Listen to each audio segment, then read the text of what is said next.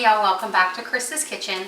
So we're cooking a little late night dinner that's actually what's for lunch tomorrow.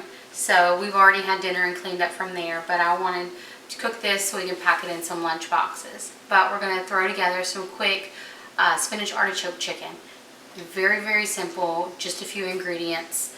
But we've got 2 chicken breasts. They were kind of large, so I butterflied them out. And we're going to season them up. Yeah. Eleanor's here working on her late night snack before bed, because all children somehow get hunger pains right before bed. But just a little seasoned salt or some salt and pepper. And then we're going to do a little bit of paprika, just really for color and smokiness. And then y'all know I love my Italian seasoning. So I'm going to be putting some Italian seasoning on it as well. And then now I have a pan. We just cooked some bacon just a little bit ago for our Brussels sprouts. So I just used some of that bacon grease that was rendered off of it to grease the bottom of my pan. You can use Pam or any regular, some olive oil. Just make sure you grease it really well, because our spinach artichoke dip does have the tendency to stick. You can also line the bottom of your pan with some aluminum foil so that it will make cleanup a little bit easier. So just lay it down there. We're going to season the other side. Some more paprika. Yeah. And y'all see how big these chicken breasts were. They covered the whole pan. A little bit of seasoned salt. And a little more Italian seasoning on this side also. Thank you. Now you can make your own spinach artichoke dip. It's really easy. Very simple. Some cream cheese, mayo, artichoke, spinach, like Parmesan cheese. Very simple. But you can also buy some at the grocery store. So we have some that I bought at Sam's the other day just to try out for this. So what we're going to do is take some spinach and artichoke dip.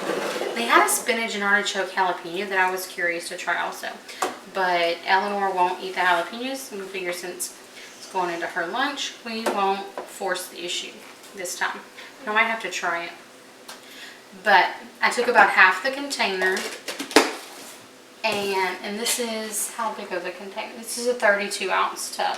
So I'm guessing I'm using about a pound of it. Making sure my half and half is still good. I have some half and half left over that I need to use up, and that's kind of what this recipe is good for too. Is I'm trying to use up some extra veggies and stuff before it goes bad. So I'm just thinning this out just a little bit so it makes more of a sauce texture. You could bake this right on top. It's just this sauciness. The oven's preheated. The sauciness will help it spread a little bit. Yes, ma'am. We have our oven preheated to 375. And total this will cook for about 30 minutes. Now remember, if your chicken's thicker or thinner, you're going to have to pay attention to how long or how quickly it's browning and your internal temperatures. I'm going to move this over a little bit so we can see. I'm just going to pour it right over and spread it. I like to make sure the majority of my cream sauce is on top of the chicken.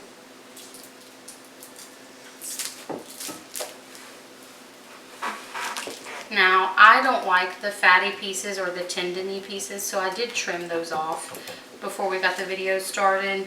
If you don't mind them, you can leave them.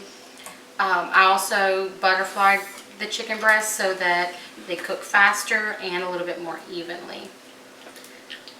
With as much cream and cheese as in this cream cheese or the spinach mixture, it can easily burn. So we just want to be mindful of that, but we still don't want raw chicken.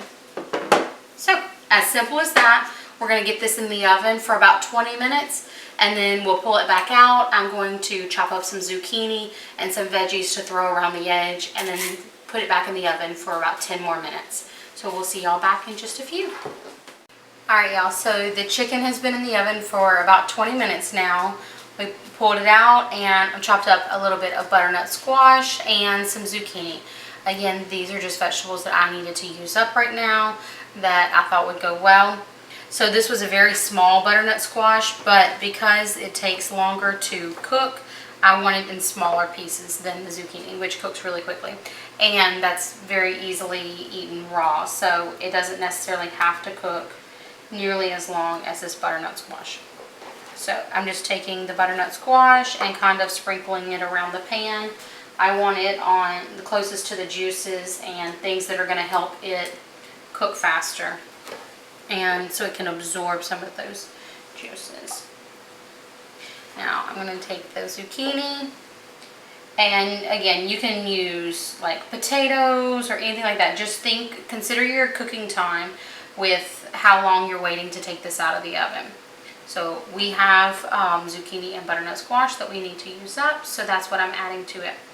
You can cook a pasta or some rice to go along with this also. This is just some healthier options, and we tend to gravitate towards some veggies as the side, especially with something as rich as the spinach and artichoke dip. Now, I know we have a little division here in the center where those chicken breasts are, so that's why I'm putting it on there also. And this cream mixture that we have is going to help season some of our veggies, but we're going to sprinkle some extra Italian seasoning right on top to help with a little bit of salt and pepper also. But we'll sprinkle some little seasonings on top of that, pop it back in the oven for about 10 minutes or so, and we'll check it and make sure our veggies are cooked through and our chicken should be cooked through at that time. We'll pull it out and top it with a little bit more Parmesan, and we'll show it all to you. See you in a few minutes. Hey y'all, so the chicken is out of the oven. We ended up taking it about 20 minutes longer after we added the vegetables, and I topped it with the cheese and just popped it under the broiler for just a minute. So the chicken checked is nice and juicy and cooked through, but that butternut squash was just needing a few minutes longer. So we've got it all out. I'm letting it cool for just a second. I've served up a little bit, but if you're ever wondering if you can fit in a meal, you don't think that you have the time to cook, just look at me. I just got in a little short 20-minute workout, so I'm all sweaty while the food was in the oven, but that's okay. You can multitask and get food in the oven. It helps just bring more fruits and vegetables into your food, know what you're cooking, and have to order out less. But it's very doable. Just make it fit around what you can do in your house. So we had a chance to get the kids to bed in the first round of cooking with the chicken, and then once the veggies went in, I was able to get in a little workout. And now we're going to taste test and see what all this working out is for. Because I work out so that I can eat. That's pretty much it. But you see, I'm just using the fork to cut through the chicken. Nice and tender.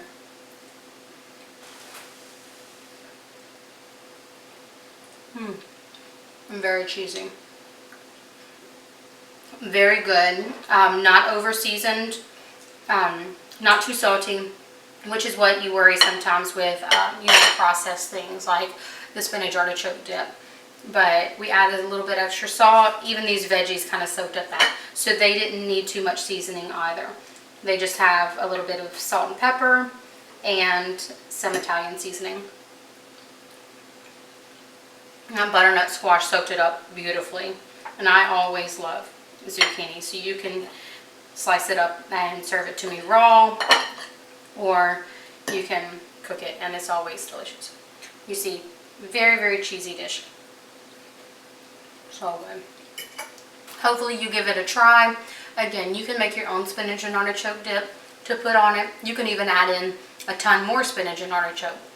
I went the easy route and just picked up a little spinach and artichoke dip and made this a very quick meal with just a few ingredients.